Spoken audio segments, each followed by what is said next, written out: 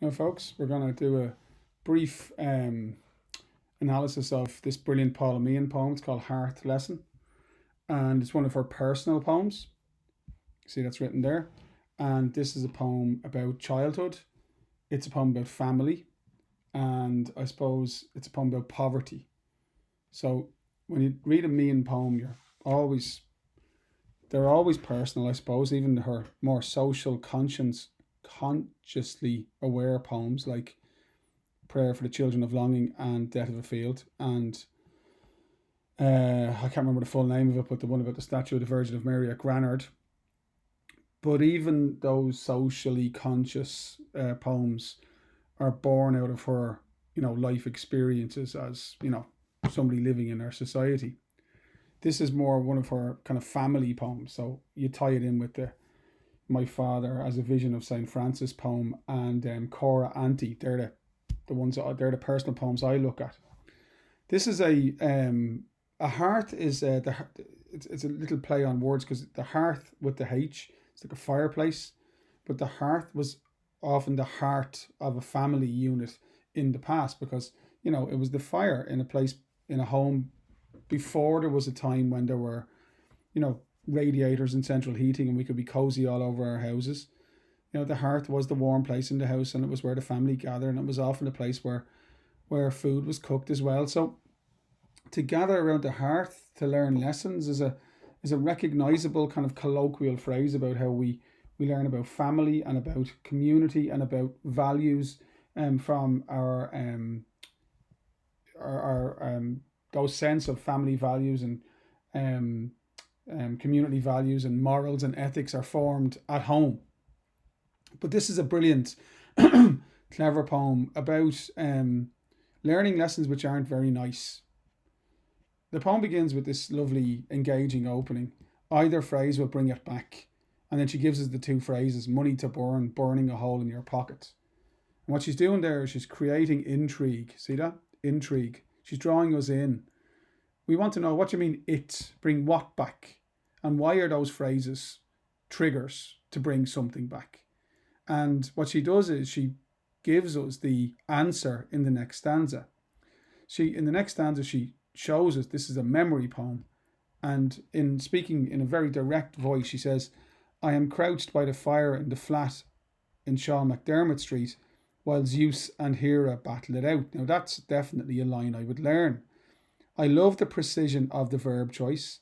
The child physically is crouched, so we can kind of visualize that. It's a visual image, but also we get a sense of fear and of tension. The child crouching is like a body position which suggests vulnerability.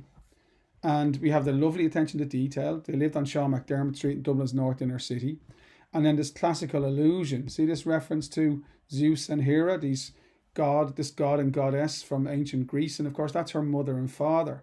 So we have this image of her mother and father as both being godlike. So she's the child, she looked up to them, she saw them as powerful and she feared them. But also how they like Zeus and Hera in the myths, they were always in conflict. There was battles going on. And it's a very, very striking moment with this little child cowering afraid as her parents go at it. And that's the memory that's triggered when she hears the phrases um, money to burn or burning a hole in your pocket. The next stanza has a very clever metaphor. She describes what they were arguing over. And she says, for his every thunderbolt, she had a killing glance. I love that thunderbolt, like the destructive power of words that the father might say to the mother, and her response with the killing glance. But he'd accuse her of having a boyfriend, so that's what Fancy Man represents. Then she'd say, look, you're always down the snooker hall, the little attention to detail, the Cosmos snooker hall. Then he'd attack her family and accuse her sisters of all being, crazy. And she'd say that he's obsessed with horses. And what we get is this very, very clever motif where she's using imagery related to poker. So you see this, she'll see his fancy man and then raise him, and then he'll see her and then he'll raise her. And it's this sense of tension, like a high stakes poker game where you're gambling and there's a lot to lose. And that analogy communicates the tension and the stress and the anxiety felt by the child at the time.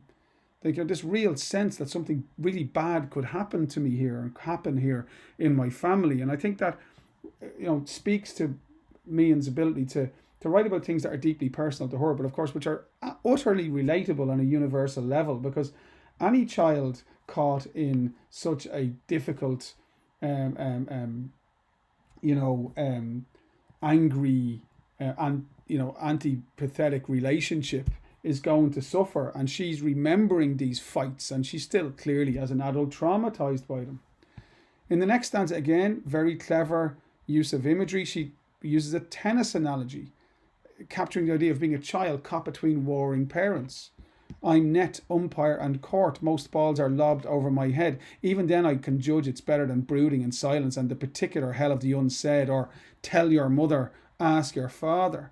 So, she's really being very honest here. There's a confessional tone to the writing. She's talking about, her use of language, particular hell, very specific adjective noun combination, talking about like how horrible it was, like to be in the middle of these two warring parents, and then to be made, like, dragged into it by, that when they weren't speaking to each other, where they communicated through the child. And she really hated that. She captures that in the particular hell.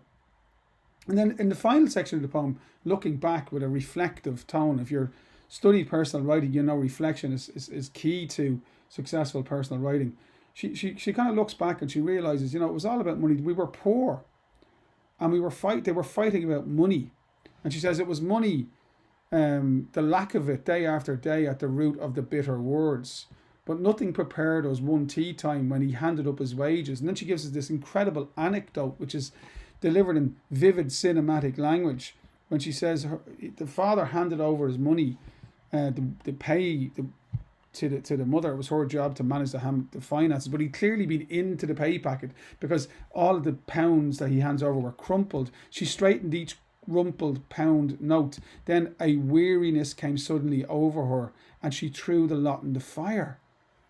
Like, you talk about what a drama. This is a narrative poet. We're in Sean McDermott Street. We have the tension, we have the fear, then we have this moment where this woman looks at this, like, cinematic moment where we can see the notes, and she's rumpling them, and then she just turns around and throws them in the fire, and the flames were blue and pink and green.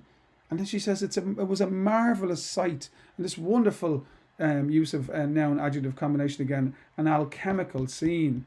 Alchemy, that, since disproved pseudoscience where you can turn something, base into something precious, like in terms of metals. That's what alchemy was, this pursuit of the ability, or this pursuit of a secret to turn things that are worth less into things that are valuable.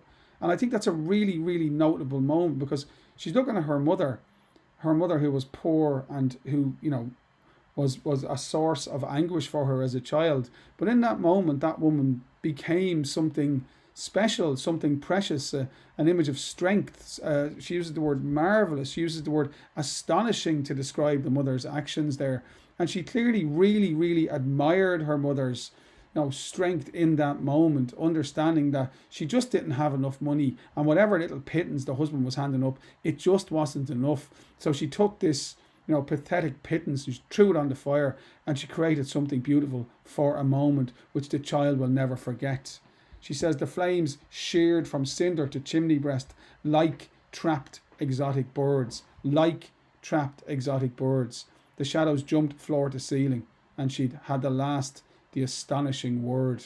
And that simile, this, the plumage of some, exotic bird, its feathers, being mirroring the colours of the notes as they burned and went up the chimney. It's really, really, really,